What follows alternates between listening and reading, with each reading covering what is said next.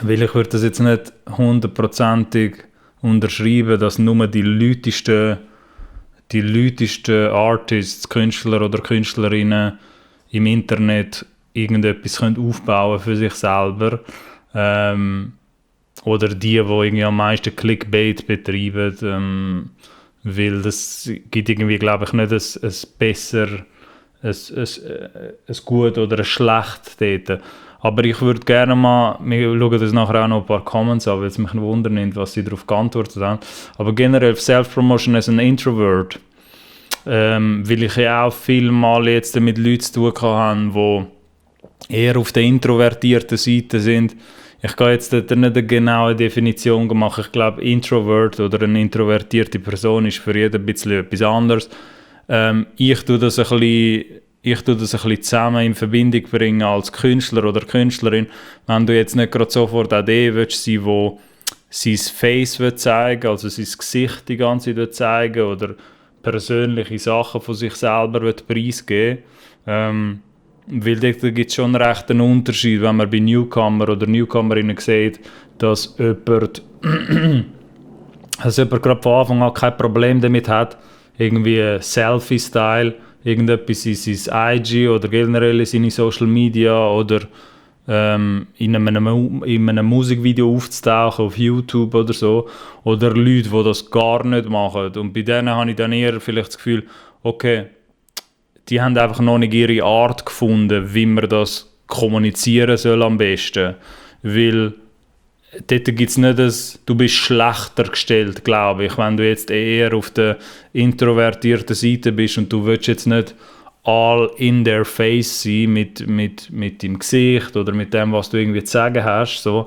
Und eher willst die Musik sprechen lassen, bist du für jemanden wie mich, der das aus einer Musikmarketing-Perspektive anschaut, könnte man jetzt schon argumentieren, dass du ein bisschen benachteiligt bist, in einem psychologischen Sinn, dass die Leute sich einfach besser eine Person oder mit einem Gesicht, wo du halt hättest, wenn du jetzt zuerst mal gesichtslos wärst, unterwegs wärst mit deiner Kunst oder mit deiner Kommunikation, kann es halt sein, dass die Leute dass es schwieriger erfassbar ist, dass sich die Leute halt weniger an etwas aufhängen können, weil sie halt kein Gesicht sehen, sie sehen nicht die Person hinter der Musik. Aber nur weil man jetzt jemand wäre, die da zuschauen und sich dafür interessieren und finden, ja, ich bin selber ein bisschen schüch, ich würde mich nicht die ganze Zeit zeigen, beziehungsweise mein Gesicht zeigen und so, und würde das jetzt eher verstecken hinter der Musik. Oder nicht verstecken, klingt so negativ, aber im Sinne von, ich will jetzt eher einfach die Musik im Vordergrund haben und jetzt nicht die Selbstprofilierung machen die ganze Zeit.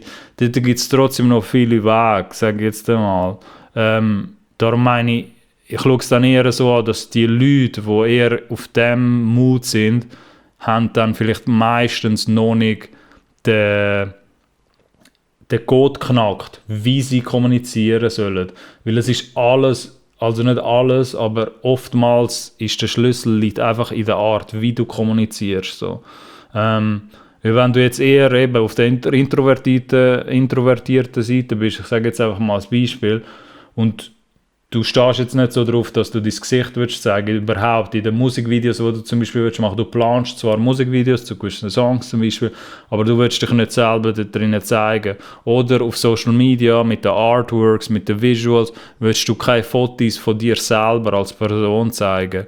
Dort könntest du trotzdem einfach ausweichen, wenn du den Song hast, also am Ende des Tages braucht man ja trotzdem einen Song, um etwas zu kommunizieren. So. Es wird einfach ein bisschen schwierig, wenn du jetzt einfach Artist willst sein und du hast nie etwas released und du hast nichts auf dem Markt aus effektiv und du willst dich aber gleichzeitig auch nicht zeigen, also deine Person zeigen oder was hinter dir steckt, dann wird es natürlich ein bisschen schwierig. Aber wenn du Songs draussen hättest, oder gehen wir mal von einem Beispiel aus, wo du 2-3 Songs draussen hast, dann kannst du auch einfach konkrete Songkommunikation machen, wo halt nichts zwingend mit deiner Person zu tun hat. Und die dort eine gute Art finden, wie sie ihre Songs kommunizieren können, die werden dort auch glänzen. Weil die Ironie ist jetzt eher, die Person da hat das jetzt eher so erklärt, dass ja, es mag sein, dass es vielleicht jetzt eine Welt gibt von Content Creators, wo alle nur immer auf Person irgendwie wollen, zeigen und schau mich an und einfach so Reichweite gewinnen. Aber es ist auch ein Vorteil in dem, dass wenn du jetzt dir die Schweizer Musiklandschaft anschaust, und das haben wir auch schon in anderen Stories und anderen Video-Uploads haben wir das auch schon kommentiert auf dem Collab-Channel, dass da in der Schweiz zum Beispiel auch eher die Situation besteht, dass viele Künstler und Künstlerinnen da draussen, vor allem Junge, sind eher damit beschäftigt, Pressefotos von sich als Person aufzuzeigen und sich dort ein bisschen so zu profilieren und eher Artist-Image-Marketing zu machen, anstatt Song-Marketing.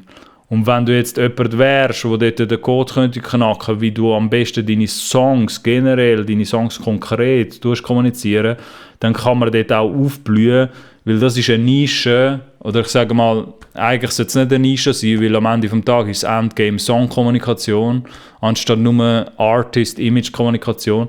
Aber wenn ihr ein bisschen versteht, was ich damit sagen will, ist, dass Songkommunikation, das Gebiet, das Feld Songkommunikation ist weit offen im Moment. Sehr weit offen. So weit offen, dass ich halt nicht viel sehe, wegen dem sage ich es, ich sehe nicht viele, die clevere, intelligente Songkommunikation machen.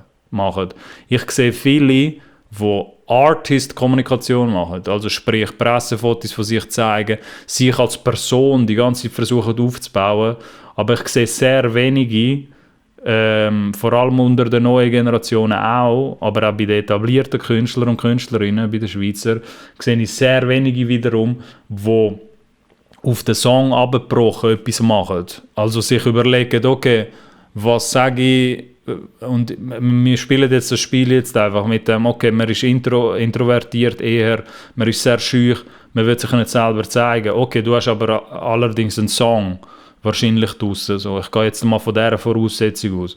So, was ist jetzt das Thema in diesem Song? Was sieht man was tauchen für Lyrics auf in diesem Song? Und die Lyrics oder das Theme dahinter, der Mood von dem Song, das kann man alles zu Content flippen.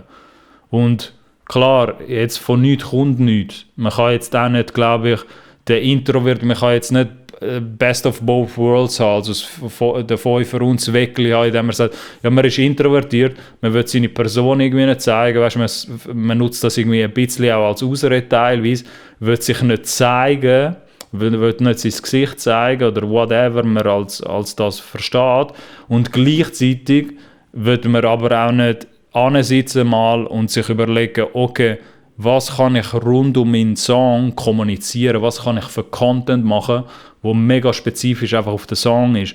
Und dort ist man nachher im Songkommunikationsgebiet, in diesem Feld. Und dort, wie gesagt, nicht nur stehen die Türen dort weit offen, dort ist so contentmäßig sehr, sehr wenig bis gar nichts amigs jetzt ausprobiert wurde in der Schweizer Musiklandschaft. Weil allein schon, dass du jetzt dich anhockst einmal an einem Abend und deine Lyrics nochmal durchgehst von dem veröffentlichten Song und einfach mal schaust, okay, was sage ich dort überhaupt? So. Und das ist etwas anderes, glaube ich, wenn du nach dem Release nochmal anhockst und dir die Lyrics ganz genau anschaust und das mal reflektieren tust und mehr mit dieser Perspektive anschaust, okay, wie kann ich die Lyrics, was ich dort alles gesagt habe, wie kann ich das in Song-Content flippen? Also in Video-Content zum Beispiel oder Social-Media-Content. Und das ist etwas anderes während dem Prozess, glaube ich, wenn du das am Machen bist, der Song, wenn er am Entstehen ist und du tust ihn recorden und nachher releasest ihn, ist das ein bisschen ein anderer Mood, ein Mindset, als wenn du es danach anschaust, nachdem die Arbeit gemacht worden ist und du halt wirklich nur mit dieser Perspektive dran gehst. Ich schaue das ein bisschen distanziert an, ich schaue das jetzt nicht an, dass ich der Künstler bin, sondern ich schaue mir das jetzt wie eine Arbeit an und lese das nochmal durch und schaue mir genau nochmal das Thema an, nehme das alles nochmal auseinander, was der Song überhaupt aussagt, was die Lyrics dahinter sind und mache dann zu gewissen Lyric-Parts zu gewissen, kommen einem vielleicht Ideen, sei es jetzt Memes, zusätzlicher Videocontent, irgendwie etwas, wo du halt die Content könntest flippen für Social Media oder für YouTube wiederum, wo auch abseits könnte sein von einem Musikvideo. Ich rede da jetzt nicht nur, mach ein Musikvideo daraus, wenn du jetzt introvertiert bist, ja, dann tu dich einfach nicht ins Musikvideo. Problem gelöst, mach einfach eine andere Story, die nichts mit dir zu tun hat, oder such dir einfach Schauspielerkollegen. Es geht jetzt nicht nur um das, ich rede auch davon, dass Songkommunikation ist viel, viel mehr als nur das. Es ist den Song anschauen und sich überlegen, okay, welcher Mood ist überhaupt der Song? Was für Leute spricht der Song überhaupt an? Oder will ich, dass der Song überhaupt anspricht? So. Und wie kann man den Mood, wo der Song jetzt hätte, spezifisch, oder die Lyrics, die dort ausgesagt werden, also wo etwas vermitteln, wie kann man das am besten in Content flippen? Und dort ist man dann schnell weg, vielleicht auch von so einer persönlichen, wo halt eher jetzt mit deiner Person zu tun hat und wo du vielleicht nicht unbedingt zeigen willst, wenn wir jetzt von dem Beispiel ausgehen, dass du eher sehr stark auf der introvertierten Seite bist so, und halt das Problem damit hast, dein Gesicht zu zeigen oder so, dann bist du halt völlig in einem Gebiet, wo nur der Song selber gehighlightet wird und du Content machst spezifisch zu dem Song. Darum vielleicht ist es teilweise mehr so ein Mindset-Change, dass es gibt dort schon einen Unterschied, wenn man sich gefragt hat. Also es gibt einen bewussten Unterschied zwischen den Leuten, die halt eher Artist-Marketing betreiben, wenn ich das jetzt so nennen oder Artist-Image-Marketing. Und dann gibt es Leute, die Song-Marketing machen. Und im Idealfall natürlich als vollständiger Künstler oder Künstlerin hast du beides von dem. Du hast Artist-Marketing, das du betreibst, wo eher mit dir zu deiner Person etwas zu tun hat, und auch spezifisches Song-Marketing, wo eher halt mit dem Songprodukt, wenn wir es jetzt so nennen sollen, mit dem Songprodukt zu tun hat. Aber für Leute, die jetzt eher auf der introvertierten Seite sind, ist jetzt nicht alle Hoffnung verloren. Ganz im Gegenteil sogar. Man sollte vielleicht einfach seine Perspektive ändern und halt eher auf Songkommunikation aussehen. Ich kann da jetzt nicht, vielleicht machen wir das mal so Denkübung in einem anderen Video, wenn man mich jetzt fragen, ja, aber was sind das für Content-Ideen? Das kann man das kann man nur schwierig verallgemeinern in so einem Video, wenn euch das jetzt interessiert, weil das sehr individuell kann sein. Als einfacher, pragmatischer Tipp würde ich euch sagen, sitzt mal an, wenn ihr die Übung machen wollt, sitzt mal am Abend an mit dem bereits veröffentlichten Song und schaut euch die Lyrics nochmal genau an. Schaut euch den Mood von dem Song an, insgesamt, was der Song überhaupt vermitteln soll. Und dann schaut das mit dieser Brille an, dass ihr auch ein bisschen der Konsument sind und nicht nur der Künstler, der das geschrieben hat, oder die Künstlerin.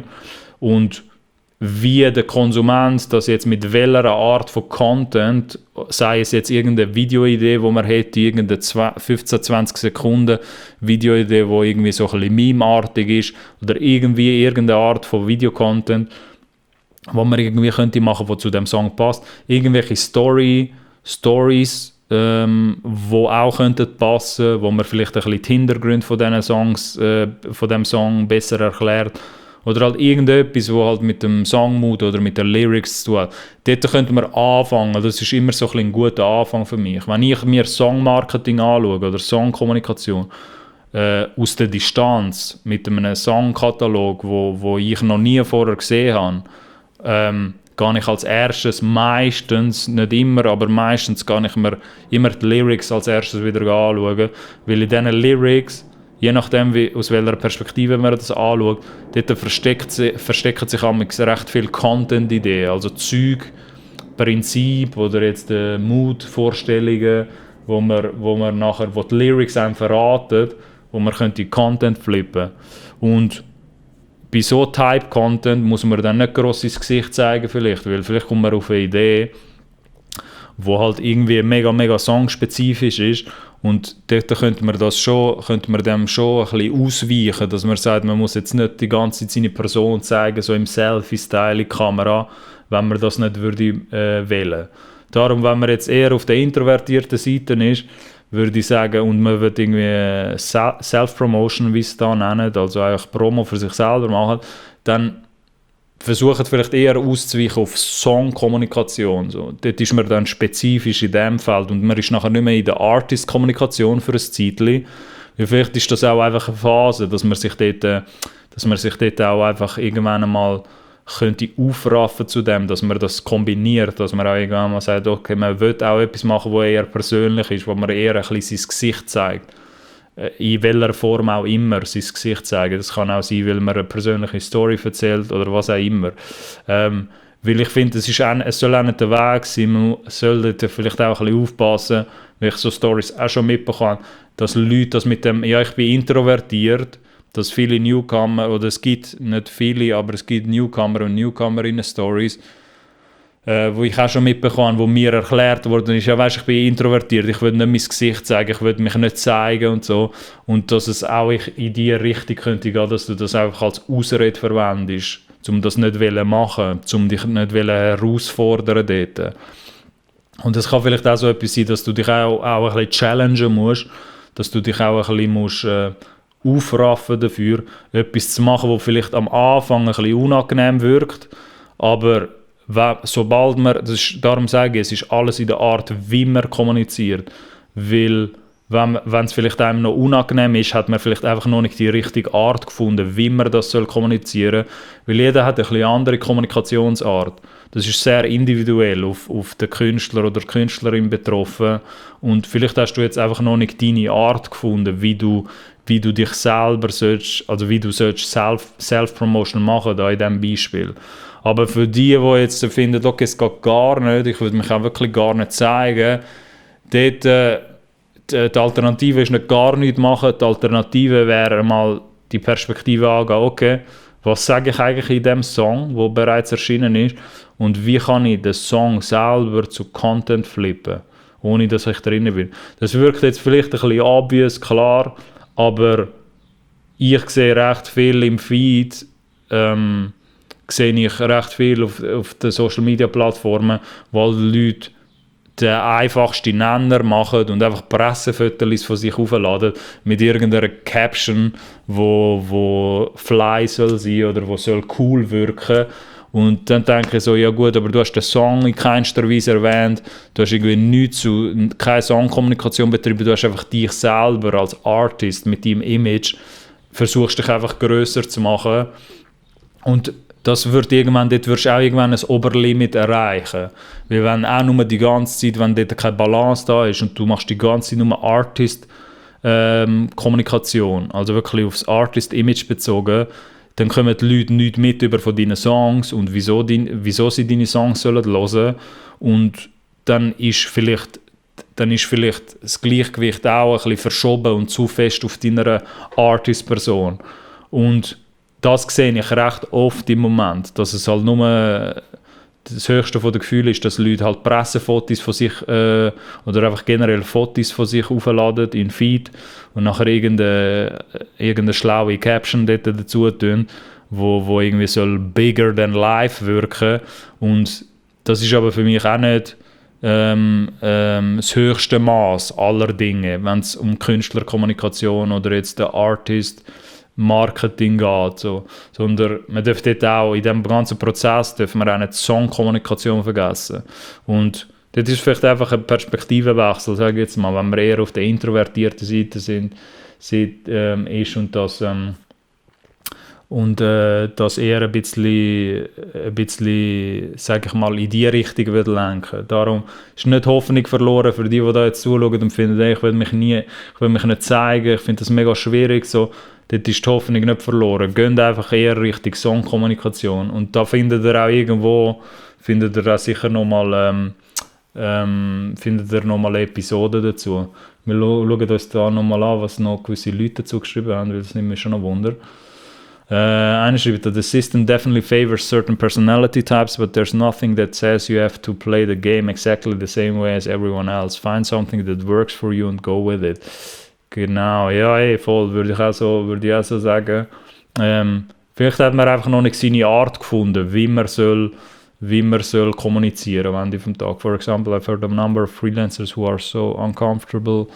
They invent a persona for them. I'd love to work with you. I'm going to have my assistant Jack contact you to discuss fees. Okay, er schreibt dann noch von einem Beispiel, dass du auch könntest, so ein bisschen Schizophrenie halber, also ich würde das jetzt nicht als Witz nehmen, weil es gibt natürlich Leute, die unter diesen Krankheiten leiden, aber dass du wie so eine zweite Person als Alter Ego tust eröffnen und du eher mit so einem Alter Ego nachher kommunizieren. Das ist auch eine sehr gute Idee da. Are you someone who thinks it would be a lot easier to run around because you're pushing other people instead of your own? Start a record label. Gut, ja, ist auch noch ein guter Ding, gell? Gewisse Leute, die da natürlich finden, vielleicht ist es auch nicht dein Style, aber das ist für mich immer der letzte Punkt. Vielleicht ist es für dich auch nicht, vielleicht ist es auch nicht für dich, dass du dort dich selber die ganze Zeit im Vordergrund tun und dann findet man halt eher einen anderen Weg. Entweder die Person hat da eben die Idee gebracht noch von Start a Record Label, oder bei mir ist halt eben die Alternative, gehen eher auf Songkommunikation, weil das ist ein ähnliches Prinzip, wie da geschrieben hat, ja, vielleicht wärst du einfach ein guter Record-Label Promoter. Das ist nachher wie so das Gleiche, wenn du einfach ein bisschen weggehst, oder es ist ähnlich, es ist nicht das Gleiche, aber wenn du ein bisschen weggehst von Artist-Kommunikation, weil du dich selber nicht die ganze Zeit im Vordergrund willst tun und du schaust dir eher Song-Kommunikation an, deinen Katalog, wie du den kommunizieren kannst und wie du Content zu dem kannst machen, dann tust du auch eher so deinen Label-Hut aufsetzen, dass du eher von dir selber schaust, als wärst du dein eigenes Labelhaus, wo du deine Songs musst promoten. Und vielleicht kannst du dort auch wie so ein bisschen Distanz aufbauen zu dem und kannst sagen, hey, look, das ist dann einfach nur Arbeit, wie ich die Songs kommuniziere.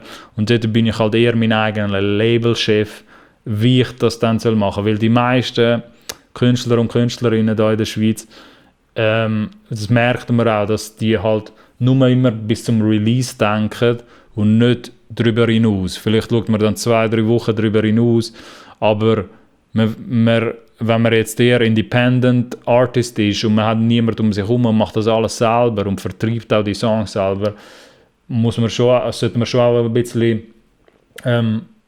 akzeptieren, dass man auch über den Tellerrand raus, auch nach dem Release, soll ein bisschen überlegen für sich, okay, wie kann ich überhaupt die Songs an Mann und Frau bringen. I'm secure about social media. I write novels in my comments on the Reddit. I cannot. Gut, okay, ich verlinke das sicher auch noch nachher. Da gibt es auch noch ein paar andere Antworten für die Leute, die da den Subreddit, den Reddit-Thread mal anschauen. Sind sicher noch ein paar gute Ideen dabei. Aber ich finde es ein gutes Thema generell, weil das ist auch sicher, gibt auch gewisse Leute da beim Collab-Channel, wo das interessiert, wo eher auf der introvertierten Seite sind. Aber ich finde, da ist keine Hoffnung verloren. So. Vielleicht sollte man einfach dort mehr auf Songkommunikation abschließen. Und vielleicht machen wir mal einen Upload, wo wir alle Ideen mal zusammensammeln, was es für Song-Content-Ideen gibt. Aber sitzt dort vielleicht einfach mal an einem Abend an und schaut euch eure Songs genau an und dann findet ihr vielleicht, oder vielleicht auch nicht, findet ihr gewisse Content-Ideen, die ihr noch nicht ausprobiert habt. Von dem her, man sieht sich bis zum nächsten Mal und danke fürs Zuschauen.